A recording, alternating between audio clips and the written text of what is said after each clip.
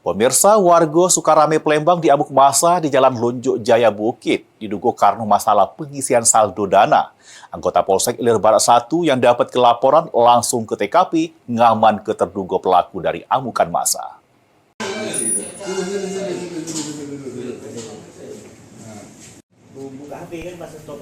Wawan Firmanto, 33 tahun, warga Sukarame Palembang ini diamuk massa di Jalan Lunjuk Jaya Bukit sehingga mengalami sejumlah luka di bagian tangan, kepala, sama leher. Beruntung anggota Polsek Ilir Barat 1 Palembang langsung ke TKP untuk ngaman kelanang ini dari amukan warga. Mak ini terduga pelaku masih menjalani pemeriksaan oleh polisi di Mapolsek Ilir Barat 1 Palembang sambil nunggu korban yang rasa dirugikan akibat perbuatannya ngelapor ke Polsek. Polisi menyebut diduga masalah pengisian saldo dana sehingga lanang tersebut digebui warga. Dengan pengisian dana ataupun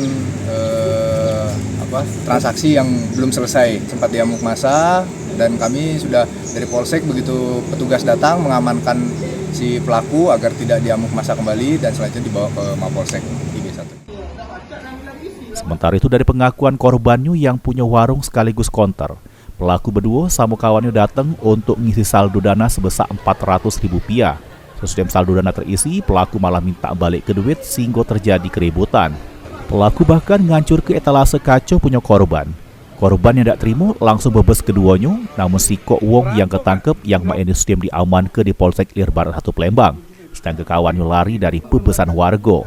Bukan, enggak kenal aku. Misi 400.000. Yalah sama bibi aku, nak keni. Iyalah masuk ini, nak minta balik duit.